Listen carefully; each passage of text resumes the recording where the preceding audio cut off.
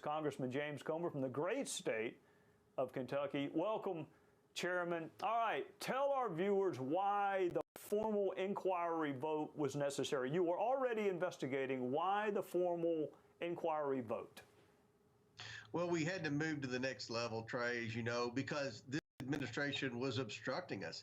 We had witnesses that we wanted to call to ask basic questions, and the White House instructed them not to go. We requested emails, correspondence that Joe Biden used on a government email in a pseudonym with many of the shady characters that are involved in this influence peddling scheme. Remember, Joe Biden said he never talked to most of these guys in January when we launched the investigation. Now we know that he was communicating secretly on a government email using a pseudonym back and forth with the architect, Eric Sherwin, of all of the shell companies. And we know this because these were released in the indictment in California of the president's son. So we've accumulated tons of evidence of potential wrongdoing with Joe Biden. We've uncovered numerous crimes from both the president's son and the president's brother. They were obviously influence peddling. I don't think anyone in America would disagree with that. And they were influence peddling and selling Joe Biden's brand. We know that from Devin Archer's testimony. So we had to go to the next step, impeachment inquiry, as you said in your monologue, to put us in a stronger position to win in court, because we're going to end up in court if the administration continues to stonewall and obstruct our investigation. You know, Chairman, when I had the pleasure of working with you and I would come home to South Carolina on the weekends, people would stop me and say, how in the world can you work with X? And they would always name a Democrat that they'd seen on the news that they didn't like. And my answer was always the same. My expectations were never high of working with Democrats. It was the D.C. media that disappointed me the most. The biggest surprise was the headwind that the D.C. media created for every Republican investigation. And I have seen some interviews with you lately, and it seems like, I'm not saying you're frustrated, but it seems like you are running into a headwind also as it relates to the D.C. media and their lack of curiosity about this case. I told the D.C. media a week ago, I said, you all had an opportunity to be the next Woodward or Bernstein, but you've squandered that. I mean, the poll after poll shows an overwhelming majority of Americans agree that something's wrong here with Joe Biden.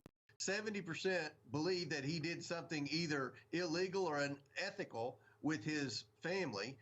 That's a pretty good percentage of Americans that are curious about this investigation. The Americans want the truth. They want to know, did this president sell access to our enemies around the world? Because it sure does appear that they did. I mean, we've already traced $24 million from bad people in bad countries that went into various fake companies, what I've been calling shell companies of the Bidens, and they can't say what they did to receive the money. That should alarm every American.